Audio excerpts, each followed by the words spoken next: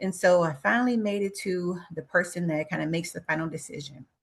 So he meets me and he says, my name was different at the time. Michelle Cloud, I've heard a lot about you. And I'm thinking, whoa, it's not sounding good. He's saying, this conversation sounds like I'm really going to get a lot of correction. So he says, Mhm. yeah, I've talked to a lot of people and they all say the same thing about you. And I'm thinking, oh my God, but what did they say? They say, you're so nice. And I was like, huh? He said, yeah, everyone else that I talk to, they say, oh, Michelle Cloud, she's so nice. She's so nice. She's so sweet. She's so nice.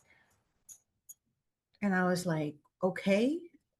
So what else can you tell me about you? So I started sharing about all of my experiences, how hard I work, how I go over and beyond, how I just give my all in all, how I study, how I show up, how I just give everything that I have to do a great job. He still doesn't seem moved. So I leave the interview devastated because I'm thinking, well, what else can I do? I'm standing on my head. I'm being nice to everyone. I'm not making waves. No one has a bad thing to say. When in essence, that was the correction. I was on a pathway that no one can continue. You can't please everyone. And if you're making everyone happy, you're surely doing something wrong because you're yielding, you're bending depending on the situation.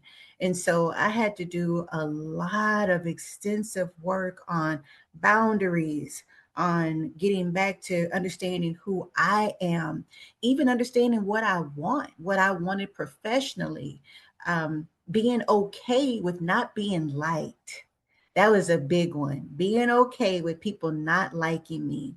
And I still am working through it because, here I am, I'm a mature woman now, and I spent so many years in that mode.